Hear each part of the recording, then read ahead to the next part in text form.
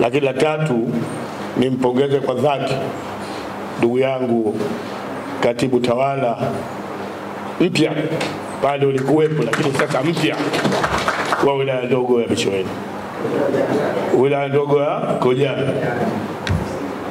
Katika pongezi zangu nikuthibitishie, Chama cha Mapinduzi tulikupenda kabla, tutaendelea kukupenda na tutakuthibitishia kukupa mashirikiano makubwa sana. Hapa sasa hivi nilipokuwa natoka ofisini, nilikuwa narekebisha ratiba yangu. Nataka kutembelea visiwa vyote vilivyopo ndani ya mkoa wetu. Na kwa heshima aliyotupa Mheshimiwa Rais, nitaanza na Kojani.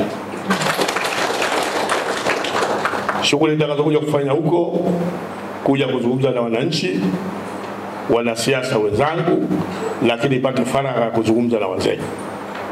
Kwa hiyo hili, kwa sababu tuko hapa pamoja, ratiba itakapotoka basi maandalizi katika visiwa iwe katika utaratibu huo. Lakini kubwa zaidi katika maisha ya binadamu, ndugu yangu, hakuna jambo kubwa, kwa sababu sote hakuna aliyezaliwa na kujua. Sote tumekuja weupe, hatuna karatasi ya kujifunika.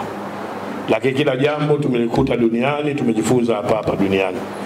Na wewe kwa uwezo wa Mungu atakusimamia, utaweza kumudu majukumu yako kwa mujibu wa sheria na hayo majukumu 11 uliopewa. Lakini kubwa zaidi, majukumu haya ni majukumu ya watu. Kwa hiyo kazi kubwa na silaha yako kwenda kuishi vizuri na watu wa Kojani na kuhakikisha changamoto zao zinakuwa fursa kwako katika kuleta maendeleo na mabadiliko makubwa katika kisiwa chetu cha Kojani. Katika maisha ya binadamu na kupa wasia wa herufi 4. Herufi 4 zinaitwa hubu. Heshimu kila mtu. H. Tena heshimu kutoka ndani ya nafsi yako, utiifu. Lakini wewe ni kiongozi sasa, unasimamia watu wenye tabia na menendo tofauti. Sio kila jambo linajibiwa hapo kwa hapo. Cheza na busara. Busara ni jambo la msingi, lakini kubwa zaidi kuliko yote kitakachotusaidia ni uvumilivu.